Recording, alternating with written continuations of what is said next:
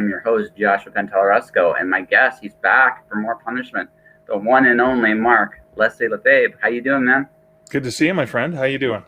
Like I said, it's been up and down. I mean, some good news is that one picture I showed you, I sold it, which is kind of cool, and so that's going off a little bit later today. Yeah, like I said, I'm. It's been almost my 1 year of being a freelancer. I've learned a lot, but I'm in kind of an interesting adjustment mode with it now. So I may have to go back and get like at least some kind of work now. So what do you mean by that? Well, because I've made some. So last year I was able to make about $4,000 as a freelancer, which is I think for a first year that's pretty good. Yeah. So I've been in a position where I've been house sitting for about a year, which is what has allowed me to take some chances. And as you can see, I've done all kinds of things here and there. Right. So now I'm at that point where it's like, okay, I got a couple things I want to do. I want to launch some more books, which means I'm going to have a little bit more income so I can pay the people I need to pay to do a good job with books. And I'm just going to have to, it's not like take what I have and put myself out there again, even if it's like me becoming, let's say, a security guard, and while I'm keep doing this, I'm never going to stop doing freelancing. It took me 6 months. I think the hardest part when you're a freelancer, when you get started, right, is the fact that it's called finding your niche, right? And it took me about 6 months to realize. I mean, 1 second, it's going to sound like an echo for just 1 quick second here. Put myself out there, even if it. Oh my God! I've gone back in time 5 seconds. Yeah, it is. It is. I'm setting up Facebook so that way I can see the comments as they come if they do come. So, but what's happening is like it took me about 6 months to figure out. Like I interview people, and that's my niche. That's what I've been doing for a very, very, very long time. And it seems like an obvious thing, right? But I recognize the fact that it's like, well, this is what I do, and this is what I should be focusing on, and that took a while for me to fully get that like sunk in, right. And so I've established. I turned this into a talk show, which I think has been really good. My following has grown, which is also really good, but also like I gave myself a deadline of a year because it's like, okay, let's see if I can figure this all out. I've even figured out the whole concept of how to use interviews to actually generate writing content too, which is also I've been able to sell at different places throughout as well.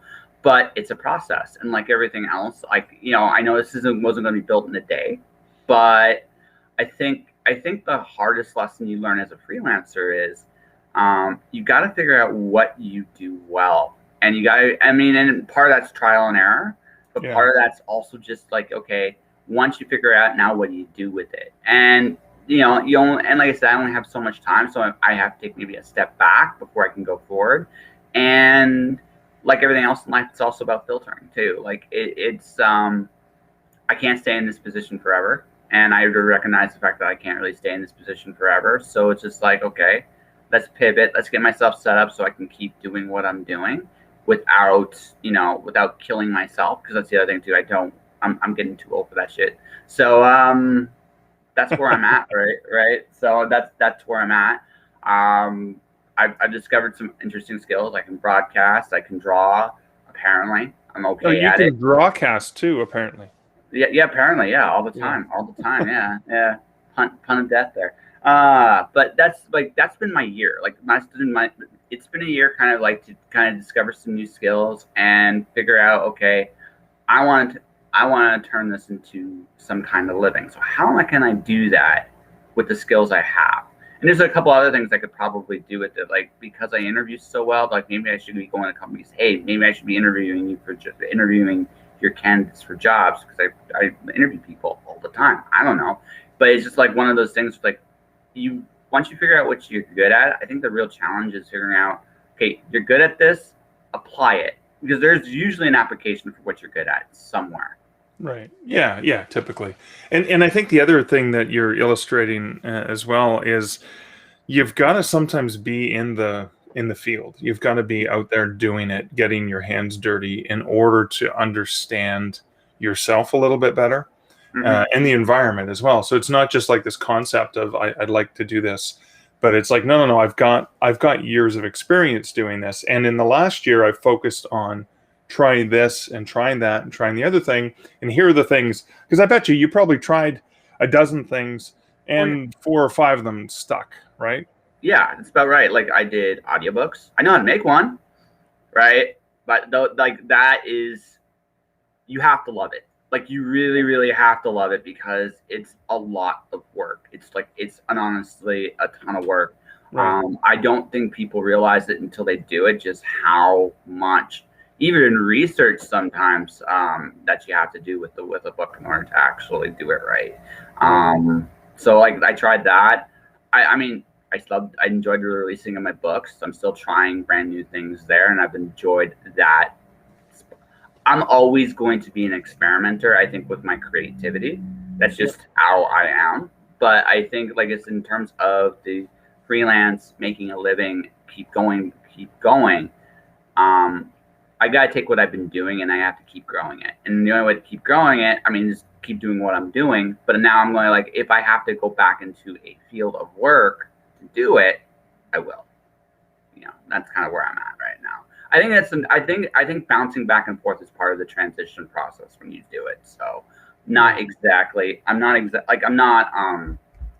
not mad. I mean, I kind of wish I was in slightly different city right now because it'd be easier to get, I think, a little bit more wide variety of work elsewhere. But it is what it is, and I'll figure it out one way or the other. And I mean, that's where I'm at. So, yeah. So, how was your year? Well, this pandemic happened apparently, so it was fun. I had right around this time last year, I had just canceled a trip to London, England. I had gotten back I was in Vegas and Colorado Springs. My last 2 trips were February last year. I was supposed to go to London, England for a writers' conference. Mark Dawson was hosting an event there. Well, it was originally London Book Fair, which was canceled, but Mark Dawson's event was still going on. And we were supposed to, I think there was a 1 day between coming back from London and actually going on a March break trip that Liz and I had prepaid. And I was worried because got to remember, we were naive and young. It was early pandemic days. I was worried, oh no, what if I get quarantined when I come back from London, because London's got more cases than Canada. And if I get quarantined, I'm going to miss going on my vacation. So I canceled the London trip.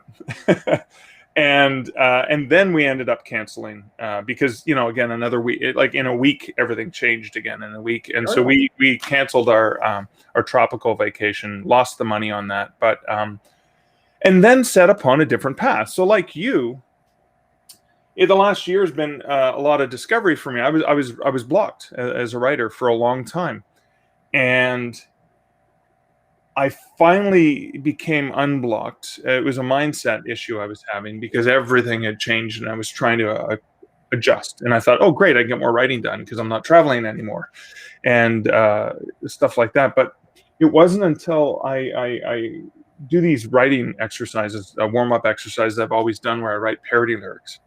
And so I created parody lyrics parodying the pandemic, and I thought Stuck in the Middle with You by Steeler's Wheel. I'd written the lyrics Stuck in This House Here with You, and I showed them to Liz, my partner, and she's always been a person who stays behind the camera, never goes in front of the camera. She likes it that way. And I said, hey, we can turn this into a duet. And why don't we sing it together? It'll be a really interesting, funny story. And then she's like, are you out of your mind? And then 2 days later, she came back and said, I've been thinking, I've got some ideas for a video. And so Easter weekend, when we should have been with our kids, like we should have had our kids, my son and her daughters and their boyfriends, have them over and just doing stuff with family. It was just the 2 of us and the animals. And so we spent Easter weekend producing this video. We spent 1 whole day doing the video, and it was such an amazing experience because I've collaborated with her in different creative ways, mostly drinking beer and going on and exploring, right? We travel together really, really well. So exploratory and stuff like that. This is the first time we had worked together. And again, it was singing together. and and then feedback is like, no, that's not going to work, and just getting like really, the way you get when you're engaged in theatrical kind of performances, and you have two different visions coming together, and then we did that, and it opened up my mind. So we did the video. It was funny, and then we were inspired to do some other ones, and then I was doing other ones as well. And I realized something that was really, really critical about myself, is I've long defined myself as a writer, but I think I'm actually a storyteller. And the difference is that it's not necessarily, even though writing tends to be 90% of where I focus a lot of that storytelling energy, a lot of my intrinsic value that I get out of writing is connecting with other people and entertaining them. In my fiction, a lot of it is horror. I want to make them scared. I want to make them feel something. And I realized that in making them laugh, I was making them feel something. I was making them feel joy and laughter. And so that broke me out of my block. Then I started writing again properly, because I realized I wasn't blocked. I was just stuck somewhere. I had, somehow something had created a wall in front of me, and I used that to break free. And so I realized that I'm going to make people feel things regardless of how I do it, whether it's speaking, whether it's through my podcast, whether it's through writing, or whether it's through dad jokes and parody videos and stuff like that, right? Yes, you like I said, you're Dater. Like, you're always going to be Darth Vader to me for as long as I know you, just because that sometimes when I will read your joke, sometimes I will say, okay, it's good, you're wearing on me, and every once in a while I was like, oh, that bad. Hurt. Like, it actually hurt. It's like, I felt that. But see, I made you feel something. Yeah, no, that's the thing, right? So that's what we do. Like, I recognize this with myself about, I'd say, 2 years ago, because I produce more podcasts than I do produce more writing. It's not like that I don't write. I do. It's just, this is creative content. I try to make people feel something every time I interview a guest, good, bad, or indifferent. We're about, again, it's about connecting and building bridges. That's ultimately what storytelling is ultimate. It doesn't matter what it is. It can be advertising. You believe it or not, a lot of people look at advertising that way, but it's actually, that's what advertising is trying to do. It's trying to get you to invest in a product or develop a relationship with some kind of object or company or thing, but it's storytelling ultimately, right? Right. So, I mean, so what you're doing is, if you're looking at, I realized this year that essentially everything we do, it doesn't matter what it is storytelling. The question is, are we consciously aware of the story we're trying to tell? And I think people that are good, at it, whether they're writing, drawing, or anything like that, the real secret is, can we figure out what the story is we're trying to tell? And if we can do that, it will at least be good. Even if it doesn't quite, like, you've seen my drawings, it doesn't always go according to plan. Actually, it never goes according to plan when I draw something or when I write. It never goes according to plan. My plans go, like I can hear God laughing in the background. It's like, that's a good one. But that's okay too, right? But I'm still, it means the story evolves as you go, no matter what medium you choose. I think that's actually when I write partly also, I tell stories. I enjoy discovering them. I'm somewhere between a plotter and a pantser. I'm a planter. I have a plan. I let God laugh, and then I just go with the flow at that point. I find that's a good life philosophy as well. And but I mean, that's what I am and what I do. So how about you? I mean, are you? I get the feeling you're probably a little more organized than I am. I get that feeling. Just I have you fooled. No. I'm Dean Wesley Smith calls it writing into the dark. I write into the dark. I'm a discovery writer. Now I've tried to. So the book that I just recently released, I had in my head, and again, there was a very loose structure of a plot. I kind of knew how it was going to end. I knew a couple things in the middle. That was it. When I sat down to actually write it, I discovered that this was not a single story arc, it was a double story arc. And this book was really the first half of that overall arc.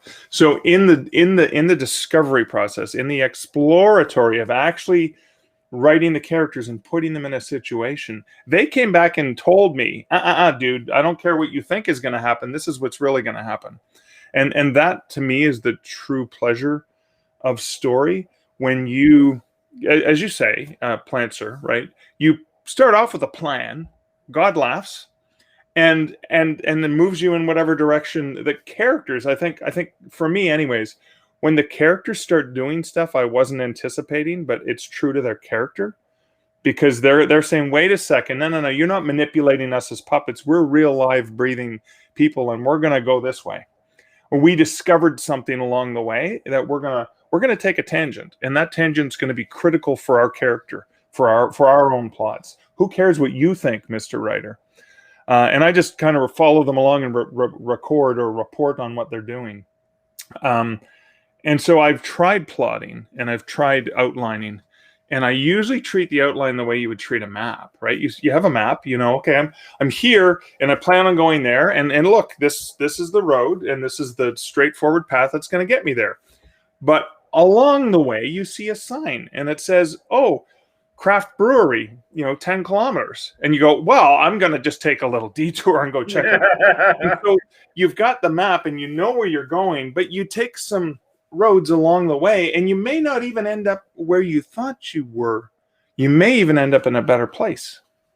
Actually, almost always you do, because I'm not that smart. That's how I look at it. So I'm not like, this is how I play. It's like, this was good. I had no idea where I was going. So I'm doing, so this is just how crazy I've been. Like, I'm actually illustrating my next work on top of it. It's not going to be like hard. Like, I'm not what I would call good at it. I'm consciously incompetent or consciously confident, depending on your definition. I just know what I can and can't do well at this point. So right. I'm doing some basic design stuff in the book. So I wrote the middle of the book first, which I've never done before, just the full middle. It's like, wait, This is the middle. So what's the beginning? And it's like, I'm on Twitch now. And I realized, you know what? A transcript is beautiful because, you know what? You can't actually hear a character's thoughts when you watch a chat on Twitch or any of these streams. It's pure dialogue. It's pure the interaction of the moment, and you're just going with it wherever it goes.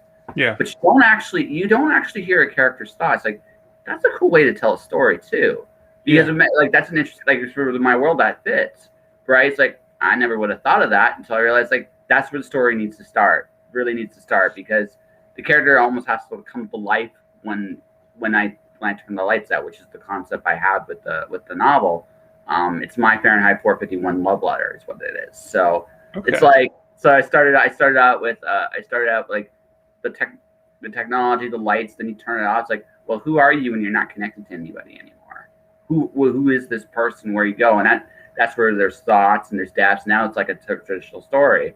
And then Act 3, I go back and it's like, well, it's going to be an amalgam. I have an idea where I think this is going to go, but I really don't know. So it's like, I'm kind of in that, I'm still in that fun discovery phase right now. And it's like, but I never would have thought of the chat transcript until I just like, wait, that is kind of what I'm doing. When you write, do you like does your real life, like your real life stuff in the moment, does it litter your work sometimes? You can't help that, right? I mean, there's so many things that apply.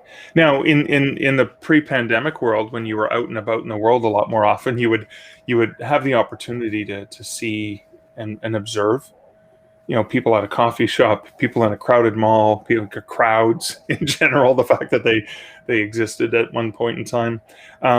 So yeah, a lot of those elements end up informing some element. It could be an element of a character, and so the funny thing is a lot of characters will be based on preferences. Maybe not my own preferences. It may be something that I saw someone do, and they were adamant about a certain thing that they needed, and that intrigued me in a way that I might not even have it be the thing that I witnessed or saw. It could be another thing, but it was the the adamant nature by which they just adhered to that.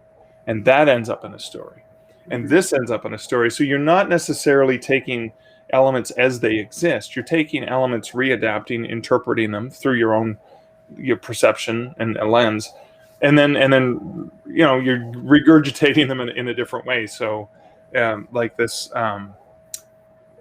but I think that's what we do as writers. I mean, like in many, many ways, think of the way dreams help us process the things that happen in our days. As our minds storing all the memories and all the sensations and stuff, the dream's just sort of a byproduct of that storage retrieval. That's one of the theories of what dreaming is. And I think in many ways, as I think it was Thoreau who said, when we are never more alive than we are when we are in dreams awake. There's something, I'm messing up the quote, obviously, but story is our way of processing and sharing, and as you said, connecting with other people. The dialogue you talked about, and I loved what you said about, you turn everything off. What are you when you're not connected to other people? Because it's through dialogue that you reveal who you are to other people. When there is no dialogue, that's monologue. They can be really cool monologues, like to be or not to be, Shakespearean ponderings of life and death, or they can be other monologues. So I think, I don't know.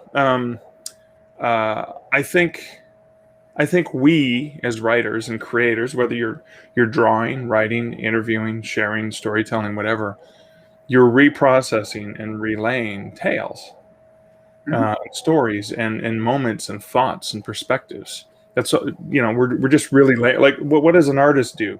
They share their interpretation of a visual thing, whether it's a real thing or an imagined thing. But those imagined things are even based upon real things. Right? Light and shadow, for example, two very fundamental core things that we understand in the visual medium. Oh, absolutely. No, it's funny because I going into that concept, I was thinking about this, right? This time has been interesting in the sense that for me, it made me ask a very interesting question, which was, how did we get here? And where we're going. And a lot of us have looked into the past. I looked in the more recent past than a lot of people did. But for me, it's like, it's interesting to me. It's like a lot of, we tell the same stories over and over and over again. Yes. It's so fascinating to me that even this, like what's kind of going on right now, it's happened before. Even like in like there's examples of it, like in the 70s, there was an example of this. In the 90s, there was an example of this. There in 1918, where it's one everybody really wants to refer to, there's an example of this. But it's amazing. It replays over and over and over. I wonder sometimes, what do we really learn? Like, what do we really learn? You remind me of the Bare Naked Ladies song, "It's All Been Done Before." Mm-hmm. Right, talking about love stories, right? It's all been done before, but there's a uniqueness of the human experience that we're going through it in the same way that you can step into a river twice and not be the same person you were with each step you took. Right, you're a different. So you can never step in the same river twice. Basically, it's the same thing. We can experience things, and we do.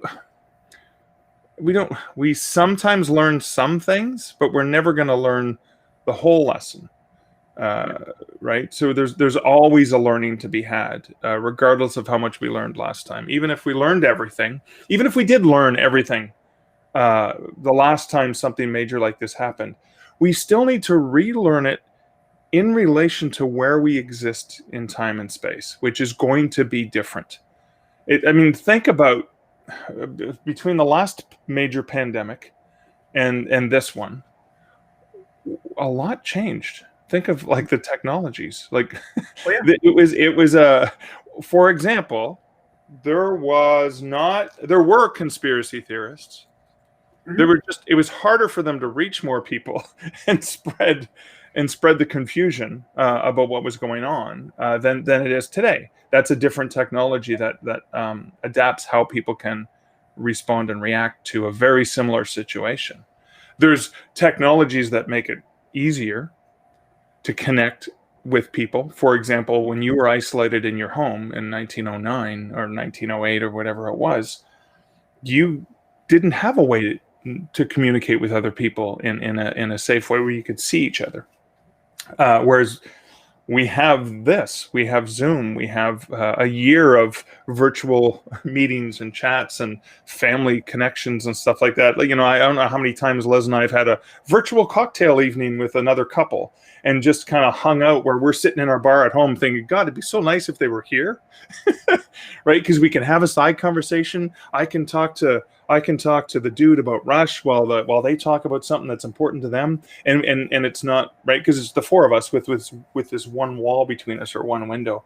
But I think we learn different things every time we go through a similar situation. Yep, and I mean, so for me, I look at this also. There's another interesting thing I realized, and I don't think it's entirely a bad thing. Human beings forget. Yes. And I actually don't think that's a terrible thing because I recognize something, right? Regardless of what happens this year, I think my personal belief is I think the lockdown concept as we've done it is going to come to an end at some point this year. I just get that feeling that I'm not saying we're going to be completely out of restrictions. I have no idea what's going to happen, but I do think there's going to be at some point this year a paradigm shift. I think by necessity it's going to happen. Right. I do think we're going to be very vigilant about this for another year, probably. But I also think the next year is going to be less vigilant, and the year after is going to be less vigilant, and the year after is less vigilant. And I don't think that's necessarily a bad thing because I think it's also part of what I think is the healing process. I think the one thing I think the one thing about this, I mean, we don't always say it or voice it out. This has been for a lot of people a very traumatic experience, and very traumatic experience. And the immediate. Are you talking about the people who've had loved ones die? Or are you just talking in general about being isolated? In general, because even there's two different kinds of trauma there, no, right? No. Well, it's so question. So right at the very beginning of the pandemic, I was in Vancouver. I had to take a bus and 2 trains to go to work every day, and I literally watched the city of Vancouver become a ghost town day by day by day by day. Right. I had to work. The hypocrisy of the essential worker is something we'll discuss another day. Oh yeah. The hypocrisy of it is just that's the part I think that really annoys me about this. But let's pay these people the least amount we can for essential services. Talking about like conspiracy theories, that is probably the biggest undermining of credibility to government. That and sending kids to school. Because to be perfectly honest, if the virus was so serious, why are we doing this? And that's because parents need babysitters. Come on, let's be honest. Call it what it is.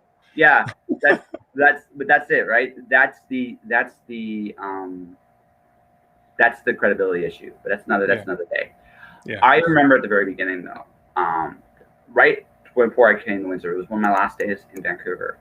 And I'm on my way home, and there's this guy, and it was a homeless guy. He came up and he just asked for like a pen because he wanted to draw on the train. Vancouver's transit system is amazing. That's one thing I do sincerely miss about it. I couldn't have a pen. He's like, dude, that's okay, and he held out his hand. This was right when the pandemic started, and then I realized how cruel this really was. Right then, right there, because for a moment I hesitated. I'm like, is a hug worth dying for? And that's a really that moment, that question came in my head. Right. My answer then and now ultimately is yes.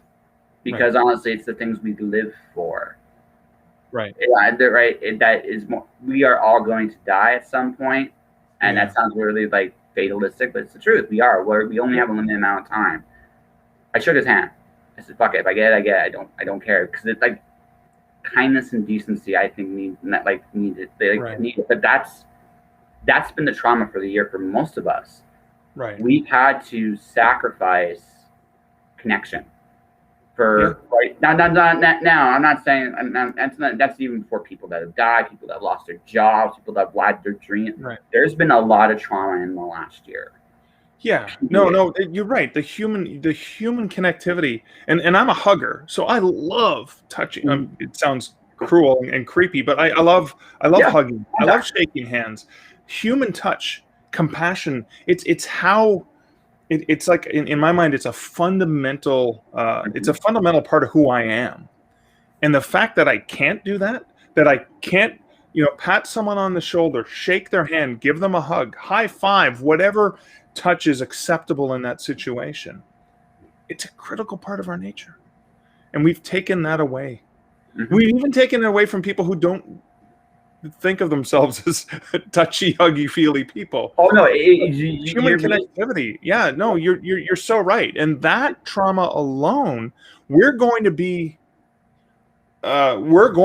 suffering from the results of that for a lot. There's going to be a huge echo. I think. Yeah. Oh no, it's going to be. I think like I said, that more than anything else is why I think the lockdown's coming to an end this year. I think there's a point where there's a diminishing return, and I think we're coming right to that wall at this point. And so I think at some, and this is again the human nature. Eventually, we're just going to say fuck it, one way or the other. I think we're just going to say it because we can't do this forever. I think realistically, this year is going to be it for a lot of us, right? But the people and even so, even upon that note, year after, masks are going to be here for good. Now, I'm not going to say everybody's going to be wearing them. I hate the thing, so I ain't going to be wearing it when it's over. Trust me on that one. But I know some people are going to feel safer with it. That was going on in Vancouver even before the pandemic started. There were cultures in this world that have been doing it for years and years. It's not a novelty. It's not a new thing. It's a new thing to our very narcissistic me society that we have here in North America. It's very much. I also think we just as a culture we're very young, and the exposure to things has been. Now this was really the first time North America has been hit with anything like this severity in a long time. Yeah, we came close with SARS, if you remember. Kind of, but it was not airborne in the same way. Well, it's like I said, I look at it like we are a young culture. You can tell because if you look at to me, my opinion is Japan did it better than anybody else. That's my opinion. Many Asian countries. I have a friend in another country, and early on, he was like, dude, start wearing a mask. Yeah. No, it's just like I look at the one I look at for me personally, just looking at everything. I figured it was Japan. It was the one I liked the best. Right. Right. But they've been through it. Like as you saw, a lot of the Asian countries have been through it. They have their own way of dealing with it. Well, there's also, I think, in many cultures, and again, I'm generalizing. There's a lot more respect for other people. I remember prior to the pandemic, someone that I knew from the writers' conferences really, paid a lot to go to writers' conference, but had a cold, and so therefore wore a mask the whole time she was there, in order not to give anyone else the cold she had. She didn't want to miss out on being there because she paid a lot for it, and it was an annual event. She still went, but she went with a mask, and that was very much what you get in a lot of, more in Asia and those areas of the world where it's like, well, I'm going to go to work today. I don't feel the best, but I'm going to wear a mask because when I wear a mask, I'm not going to infect other people around me. I'm going to contain my virus and not spread it. And it's kind of like the concept of being selfless seems to be a foreign concept in Western society that pisses me off generally. I'm tired. Yes, I understand. We work hard. We want things. We build things. We achieve things. But for God's sakes, could we not be compassionate about other people in the midst of trying to get what we want? Can we not remember other people? And that's what annoys me. So yeah, I think potentially we may move a little bit closer towards a society where maybe when someone actually has a common cold, they just wear a bloody mask. Maybe we'll at least adapt something like that. The only see me politically, I'm an atheist. That's I have no faith in any system. If anything, that politically, you're an atheist. It's funny that you say no. You blend those two terms. No, because I really don't have faith in any government system here. I am the one area where I am actually cynical is our leadership, because I don't see any credibility, and that's been, again, going back to that's been the undermining thing of everything this whole time.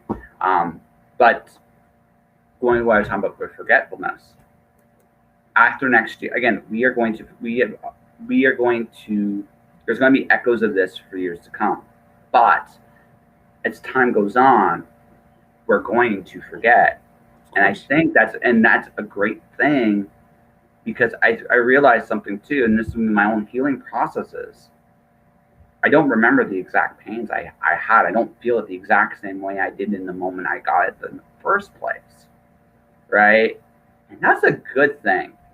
Could you imagine holding on to the same? I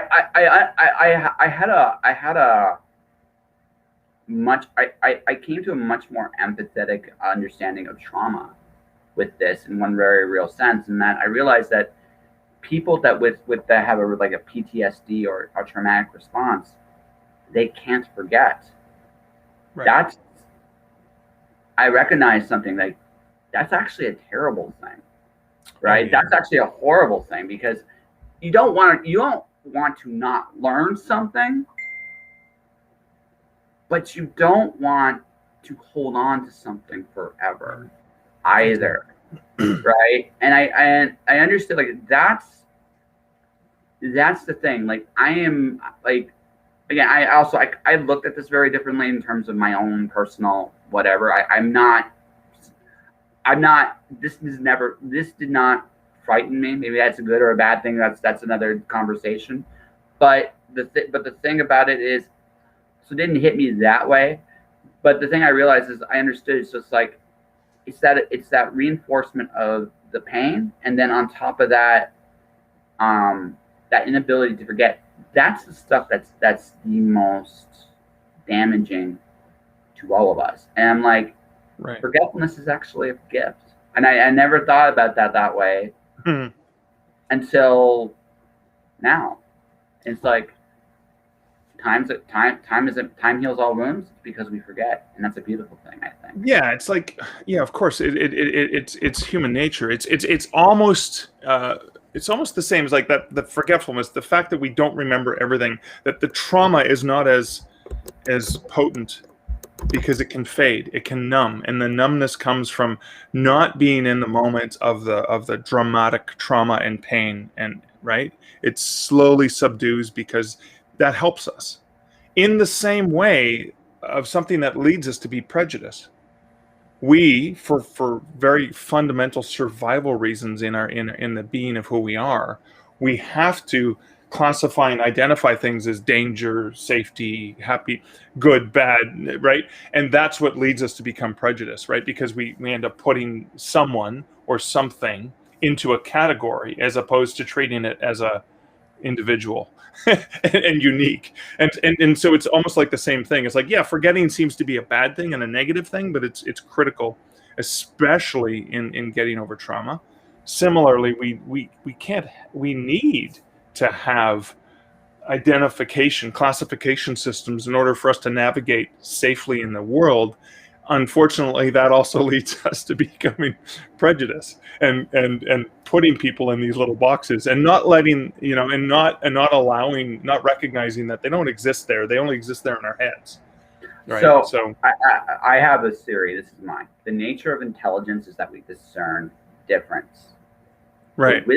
Wisdom is moving past it. I like that. Yeah, Yeah, exactly. Yeah, yeah. Like that's kind of like how I see it. I mean, I could be wrong, but that's again I don't know about you. I've been doing like I've done. You like me, you've done plenty of interviews, and the one thing I've recognized about most of the people I interview, they're not that different. Doesn't matter the background, doesn't matter right. the there are some fundamental things that make people. Like I can talk about dad jokes, and I can talk about like parody videos with you all day long. But what makes you who you are is your heart and your compassion for people. That's what that when I have ever talked to you, that is the one thing that I've grabbed that you tend to lean more towards that phase of your psyche, and I think that reflects in everything you do, good, bad, or indifferent. Like that's you, Right. and that's what you. But those traits and those things, no matter who I interview, they're there in various degrees. And so, I mean, so the one thing I've learned, like doing interviews like this, is honestly, it doesn't really matter where you come from. You're all fundamentally, I can find bridges from you to practically anybody. I think that's also a really cool thing. Oh, that's an amazing thing. And you're right. I think you could take two people who fundamentally sit on opposite ends of a spectrum on a viewpoint, Mm-hmm. religion, politics, sexuality, anything where you think about black, white, on, off, up, down, left, right, any of those things, and I'm convinced. I believe we can find things about one another that are so similar, and that we can find a connection regardless of the initial. I'm sure you've seen, and again, you talked about commercials earlier. There was this amazing commercial, and I think it was Heineken. I don't know if you saw it, where they took these two people and they put them in a room and they interviewed them initially about, well, I don't like transgender people, and I don't like, or whatever it was. I think it was something related to sexuality. It might have been a gay lesbian versus heterosexual, and they didn't see eye to eye. They thought of themselves as opposite. They didn't know that about one another, and they put them in a room where the task was building a bar. They had to follow these instructions and build a bar together. And then when they built the bar, there was a key. They opened it up, and there was a cooler filled with a Heineken, and they shared the beer. And at the end of working together and building something together, they found commonalities in one another that we normally would not allow ourselves to see, because we're so focused on, as you said, the intellect allows us to see the differences and understand that there are differences. But it's the compassion that allows us to see the similarities. And I mean, it's just this. It's in my mind, that's one of the things that's often missing in a lot of conflict, is the ability to actually look at the person as a person, not as the other. It's an easier world when you can look at somebody as an enemy, or somebody that sees things differently. And when you realize, like we talked earlier, like we briefly mentioned like conspiracy theories and all that other stuff earlier, it's easy to look at them as that, but but yeah, let's look at them and say no. But I mean, on the flip side, I mean, honestly, right? They're trying to make a positive difference in the world. I mean, they're doing it because they care, right? Yeah, they care. Yeah, exactly. No, they do. They care. They love. They have feelings. They have fears. Oh, absolutely. But I mean, essentially, they, in one very real sense, have the exact same goal. All right. I mean, the biggest difference, honestly, if you really look at them, is that they feel lied to.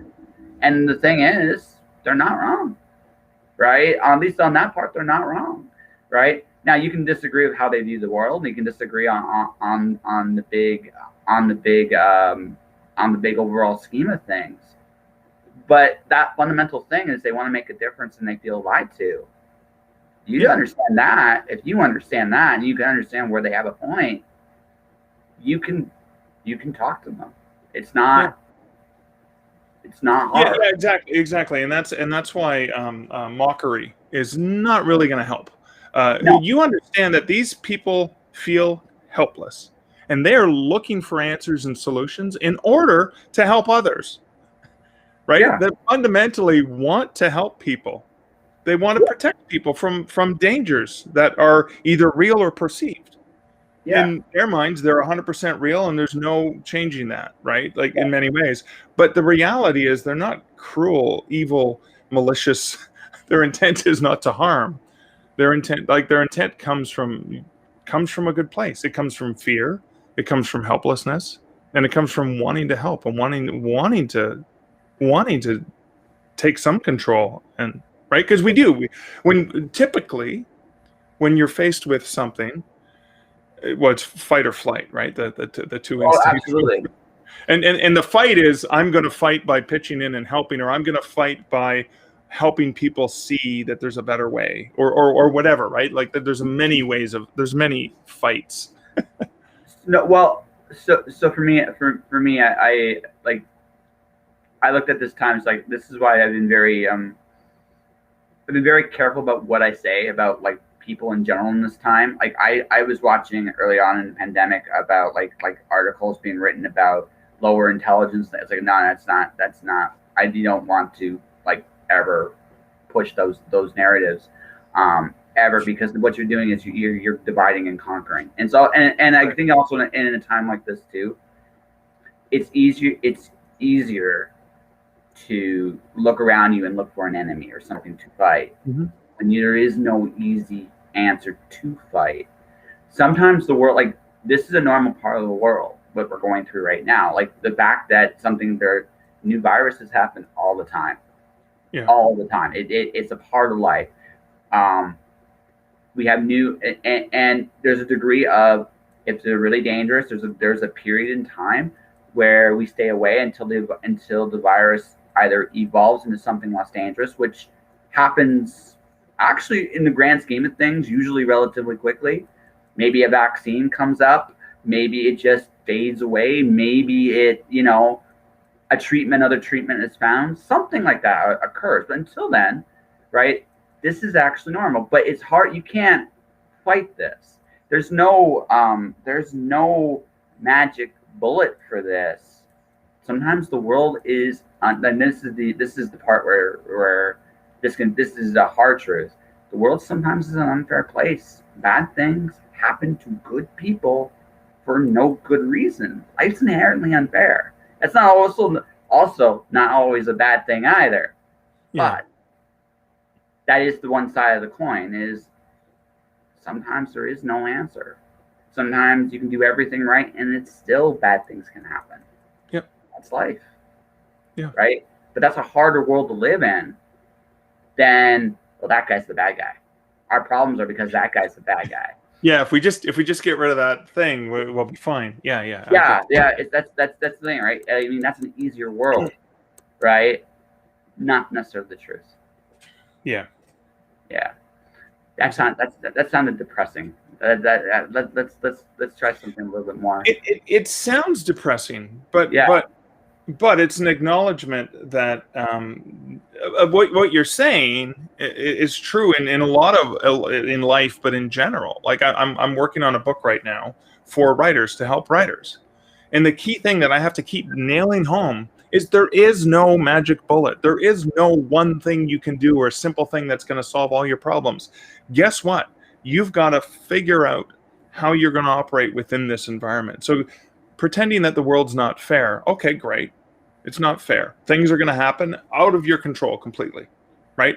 Your genetics, what you were born with, are going to have a dominant factor on your health, regardless of whether or not you make good choices, right?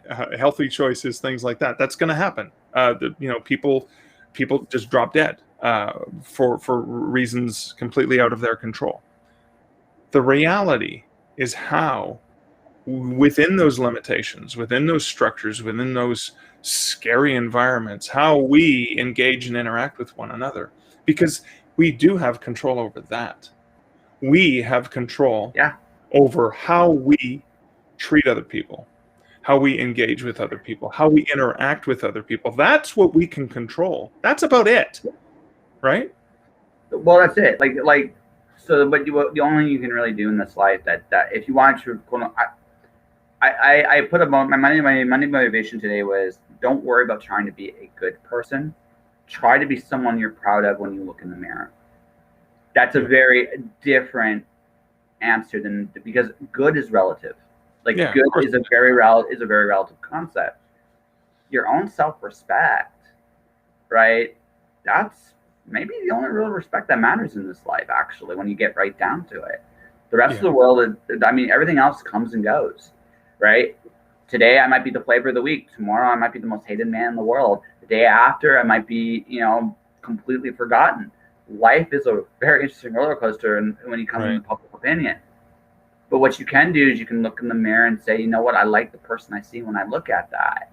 And if you can do that, you've already kind of won, right? Doesn't, like, the rest of the world almost, this doesn't excuse you necessarily to be a dick, guys. I'm not saying that. But what I am saying is you've got to, and the way we build ultimately how we build that self-respect is there's two things, from how we treat others and how we treat ourselves. How we treat others is, I've tried to be kind this time. I don't necessarily, again, I have my own, I've always kind of played by my own rules. I'm not saying I'm right or wrong, but I've always said that's just who I am. But at the same token, I've never put anyone in a position where I feel they could be harmed in this time either. And that's right. So it's one of those things where I'm very cognizant of that, but I'm also how I'm going to treat myself. Right. I'm not going to despair. I'm not going to. Everything has a time and a place, and everything will pass. And in the meantime, while I'm in here, I can discover new things about myself. I can try new things.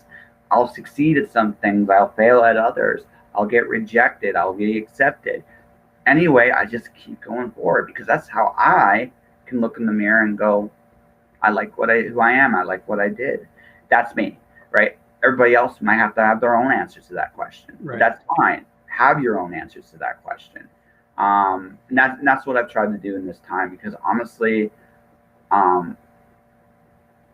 things will change again. Like I said, I'm not really worried about that. What I'm worried about is in the process, if I lose an illusion that I always have to do things a certain way, that's great.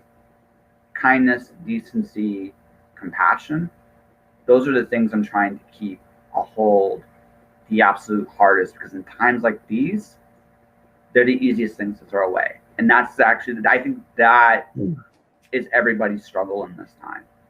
Yeah. Oh, for sure. For sure. I agree with you on that. It is. It's so much easier. It's so much easier to point. It's so much easier to take. Right. Oh, yeah. Especially as we try to surround ourselves with things that make us feel good, and allow us to try to isolate ourselves from the bad, the negative, the things that scare us. For sure. Yeah. But I don't know. Like I said, I have big goals this year. How about you? What are your plans for world domination this year? You know what? Continue to connect with people, to continue to be a storyteller in the multiple formats that I've continued to do that, which is video, it's audio, it's text, it's interacting and engaging with people as much as possible. I have a lot, right? I've got several books that I'm releasing of my own. I've got several books from others that I'm releasing. Kind of taking my imprint or the what I've created for myself and leveraging that for other people, because I believe that their voice in the world is a good thing. Not that I ever want to be a publisher, but I have in many ways become that in some regards. I've got a lot to do this year. Yeah, no, I think you'd be a great publisher. You care. The one thing I don't think anybody will ever take away from you is you care about the stuff you do, and you care about, and you enjoy helping people. In one very interesting way, you, the publisher, is also Leslie Lefebvre, the teacher. Because anybody you take under your ring, I think, here's how I see kind of publishing going in the next 5-10 years is that I think unless you're one of the big publishers, and who knows, maybe one day I'll see you, you'll have shades on, you'll be like this gangster, you'll be like Grandmaster Mark, and you'll be like, I took over this bitch. And it's like, okay, Mark became a gangster somewhere along the way. That'd be hilarious. But what I do see with a lot of small and medium-sized publishers, their future, I think, is teaching. Because I think and I recognize, like, I've chosen to go with the indie / crowdfunding route. Crowdfunding, I feel, is different than indie, and that may be another discussion for another chat someday. But one of the things I recognize is that I'm ultimately going to end up I will probably work for other publishers down the road. I've worked for one. I've worked maybe for two. Something I can't talk about yet. But I mean, down the road, I may work for more. But I recognize now more than anything, there is no such thing as a relationship that's going to last forever. Very likely in this business at this point. And so someone like you, for example, though, would be cool to work for a couple of reasons. One, prestige. You're well known, well liked, well respected, and that will rub off. Hey, I'm not, all right. But number two, you have incredible knowledge about how the industry works and how to help authors get the maximum amount of value for the stories they're telling. And you've been very successful at it with yourself. So as an author coming to, say, your house or your imprint, it probably will not be forever. It might be just 1 or 2 books. Yep. But you can learn a lot in those 1 or 2. So when you go back to your imprint, your brand, your whatever that looks like, that's how I feel like we're all mom and pop, entrepreneur, small business entities. Then publishing houses are like the slightly bigger chains, and then there's like the big corporate, right, like traditional publishers as well. And that's kind of how publishing has evolved. I kind of see you as a teacher role. Am I wrong on that? No, you're not wrong on that. And you're also very adept at identifying this is the role that thousands and thousands of publishers play and have played for decades. Mm-hmm. Finding a new voice, a new talent that needs to be shared, that they feel compassionate about sharing. And that voice may move on to larger imprints and big corporations and become, like, a case in point, a small Canadian audiobook publisher, Podium Publishing, was the very first to publish Andy Weir's The Martian as an audiobook because he had been releasing it on his blog and interacting with people and getting feedback and figuring out, no, this is how potatoes could sustain a person for X amount of months, and this is how this science works. And it was just like this really fun experimentation.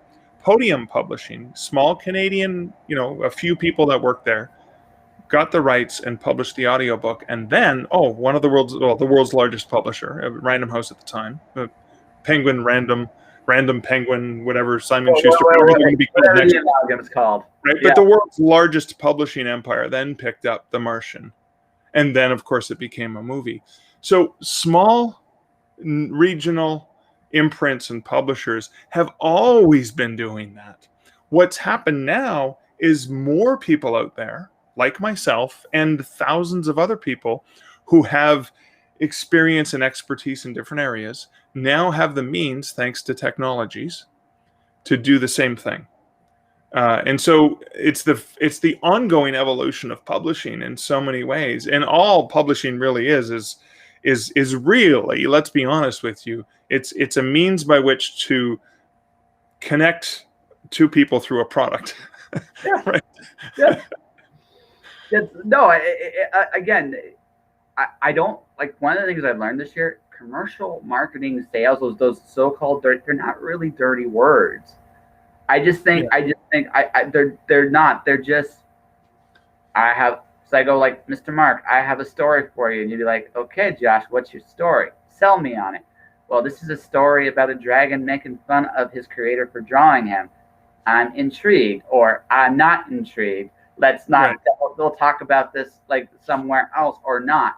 Doesn't matter. Like that's like I'm doing a very flowchart basic example. Yeah. But that's sales. That's storytelling. That's a book. That's the reason why elevator pitches are so important, ladies and gentlemen. It's basically communicating a message, setting its tone and expression to your publisher, so they have an idea how to take this story you have and turn it into a product. Right.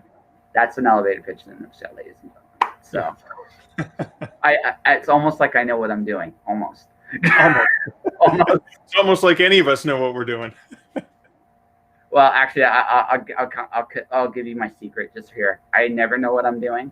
I just literally is a hole in my secret. I am just smart enough to get out of my own way and kind of let the magic happen, or not, as the case is sometimes. But that's life. Like, you never bat a thousand. It's almost like as a writer you pants, but you're also pantsing your life too. Yeah. I have a plan. God laughs. I'm smart enough kind of just to roll with it. Yeah, exactly. That's life in general. So you got a bunch of shoulders of a mighty river. Yes, something like that, something to that effect. I just look at it like as a giant kind of Plinko machine. Sometimes there's bumps along the way as the chip just falls, and just don't hit the gutter. Just don't hit it. Exactly. The whole way. But anyways, I think we have an interview here, but before we go, so what's actually next for you? What's your next release? I just released Fear and Longing in Los Angeles, which is a novel that came out last week, and coming up middle of March is Wide for the Win, a nonfiction book for authors on how to be successful with a strategy that is inclusive and all-encompassing rather than narrow-focused. Yes. Or if you want to narrow the focus, it's between being exclusive to Kindle or publishing everywhere. I may have to pick up that book actually, because I am going to be going wide this year, just because I think how do I put this ever so delicately? Amazon's a thing, and you have to deal with it, but I'd rather not. There's some wisdom in not putting your eggs in one basket. I think that's actually the smartest thing, I think. And it's like, I might need to really read that and get into that in great detail at some point, because it's like, I like Amazon, but I don't want it to just be Amazon. But that's me. So, Wide for the Win. When is that going to be out? 16th of March is the expected release date. It's the expected release date. So, oh my money, it's gonna go. It's gonna go. We'll see how that shakes out. I understand that. So beyond that, where can people find you? And also just talk about your show too, because your show is also awesome. markleslie.ca, and you can find everything out about me. If you want to follow me for dad jokes on Instagram or Twitter, or follow my podcast, Dark Reflections on Writing and Publishing, it's all there, markleslie.ca. Alrighty. On that note, ladies and gentlemen, that will do it for this episode. I got some fun guests this week. My first ever model sculpting for the Drink and Draw on the weekend. But guys, if you guys want to support this podcast, this show, hit the follow button on Twitch, twitch.tv/JustJoshingPodcast, or my YouTube channel, Joshua Cantalarosco. Stay inspired, keep shining in the dark, and I'll see you guys tomorrow.